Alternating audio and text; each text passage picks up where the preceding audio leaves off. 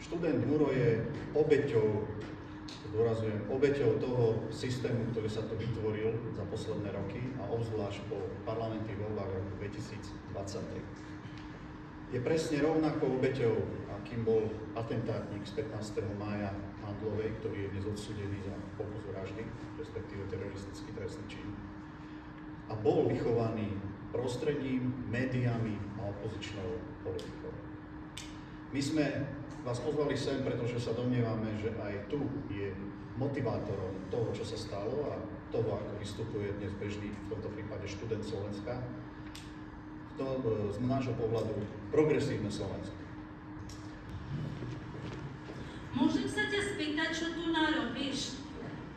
Dávame trestné oznámenie. Na teba. Za čo? Čo robí vás? Za čo? Pretože to je názorová možnosť, počúvaj, je tu na možnosť, každý má právo, má svoj názor. Každý má názor, tak mladý muž si môže tu na cestu napísať, čo chce. Zrobila pani poslankyňa nešťastná s týmto mladým človekom. Je len prejavom frustrácie progresívneho Slovenska, pretože oni veľmi dobre vedia, že tá rozprávačka o tom, že všetci mladí ľudia chcú žiť a fungovať, ako funguje pán Šimečka, alebo chcú žiť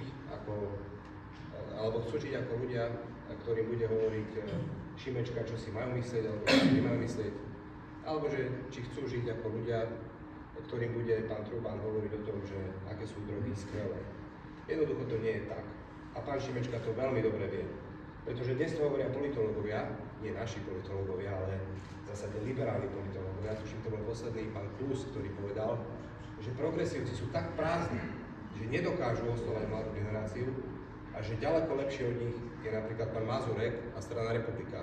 A z toho je progresívne Slovensko ufrustrované a preto nemôže pripustiť, aby študenti komunikovali priamo s Robertom Ficom. To je ten strach, ktorý je v očiach. Od rána tam už pobehovala pred gymnáziom v hysterickom záchvate, že príde Fico a povie im, ako to je. A tí študenti budú môcť pochybovať o slovách Roberta Fica. Budú môcť kriticky diskutovať o tom, že a možno nemáte pravdu, pán Fico. Povedzte nám, ako si to vymyslíte a my vám povieme, ako si to my myslíme. To je demokracia. A čo je potom skutočná odpoveď toho, o čo vlastne v progresívnemu Slovensku ide? Zavrieť ústa demokracie. Pretože to je skutočne, čo sa boja, pretože voľby im dajú zrkadlo, z ktorého sa z posledných troch veľkých volieb nemôžu tešiť.